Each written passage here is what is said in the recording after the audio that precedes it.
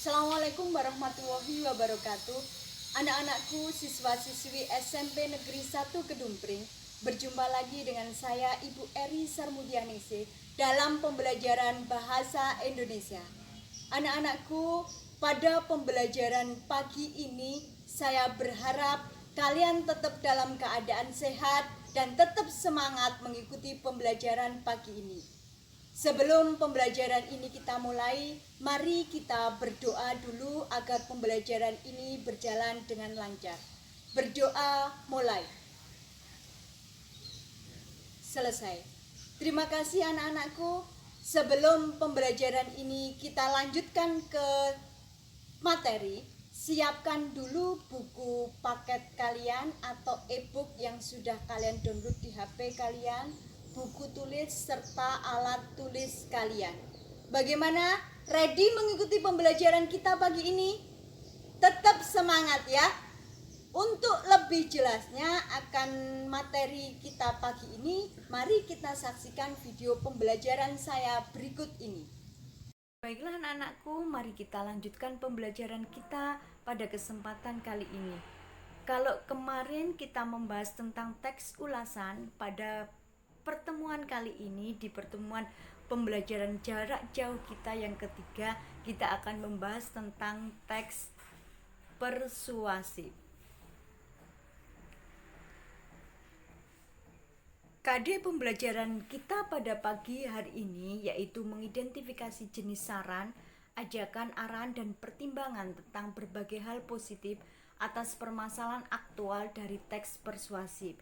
Bisa berupa lingkungan hidup, kondisi sosial, dan atau keragaman budaya yang kita dengar atau kita baca. Tujuan pembelajaran kita pada kesempatan kali ini yaitu kalian dapat menjelaskan pengertian dan isi teks persuasif. Kemudian yang kedua, kalian dapat mengidentifikasi ajakan-ajakan dalam teks persuasif. Mari mengenal lebih dekat tentang teks persuasif. Untuk lebih memberikan pemahaman kalian tentang teks persuasif, kalian bisa membuka buku paket kalian halaman 175 sampai 181. Kalian amati contoh teks persuasif berikut ini. Banjir telah menjadi masalah umum masyarakat seperti yang terjadi di Kalimantan Selatan saat ini. Banyak sekali kerugian yang diakibatkan oleh bencana alam banjir, mulai dari kerugian material dan juga kerugian non-material. Namun perlu kita sadari penyebab banjir sendiri ialah ulah manusia yang selalu merusak alam, mulai dari penebangan pohon liar, membuang sampah sembarangan, sampai mengotori sampah.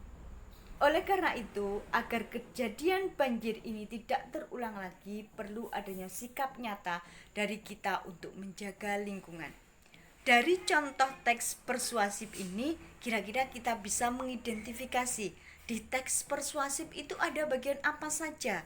Di teks persuasif itu berisi apa saja. Teks persuasif itu menceritakan tentang apa saja.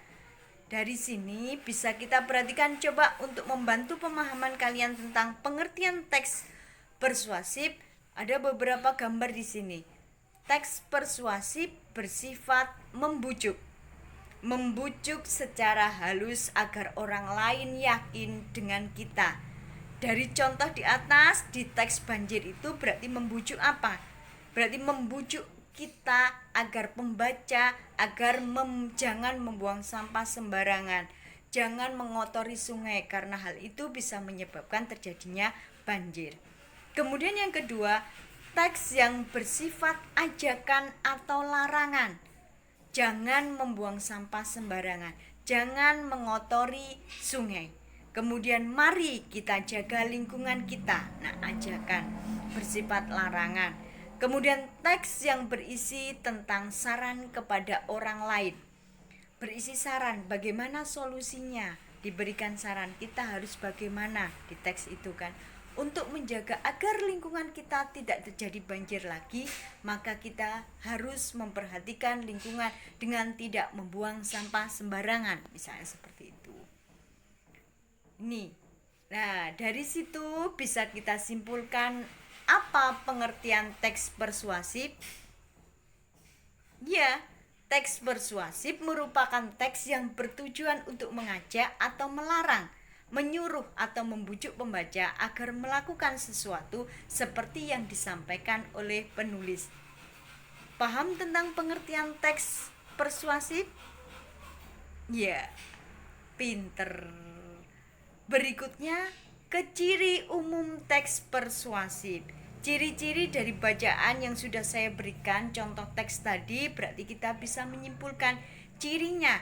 Teks persuasif yang pertama, mesti mengajak orang lain untuk melakukan sesuatu.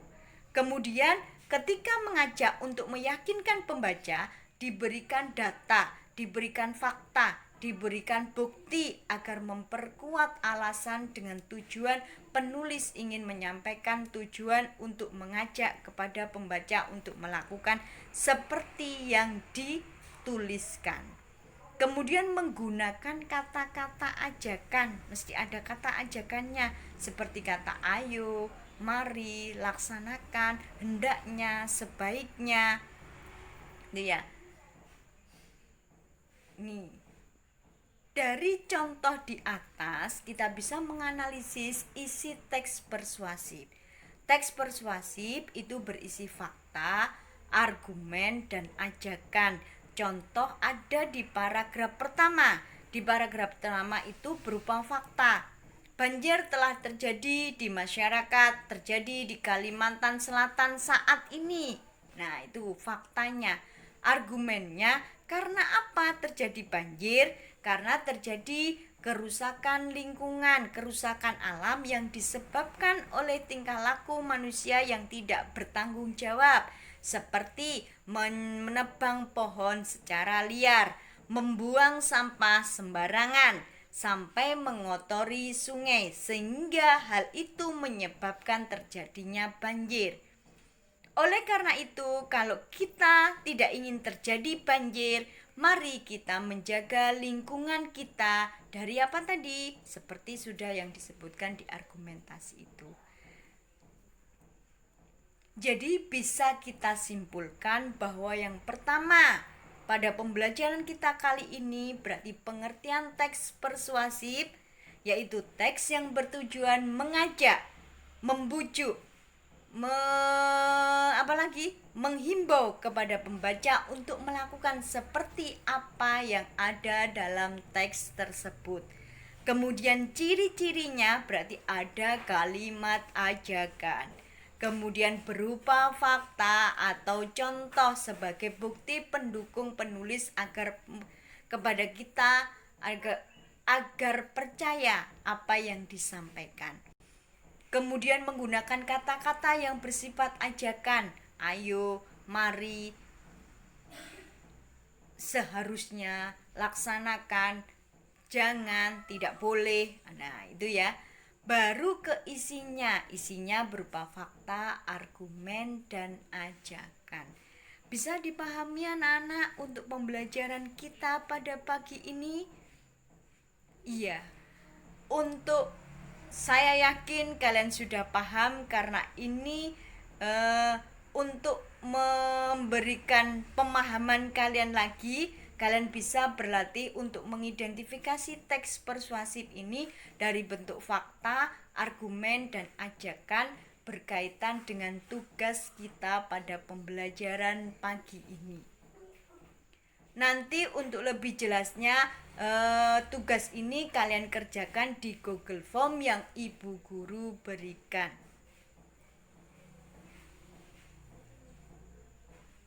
Terima kasih anak-anakku, kalian telah mengikuti pembelajaran kita di pagi hari ini. Semoga pembelajaran kita pagi ini bisa membawa manfaat dalam kehidupan sehari-hari kalian.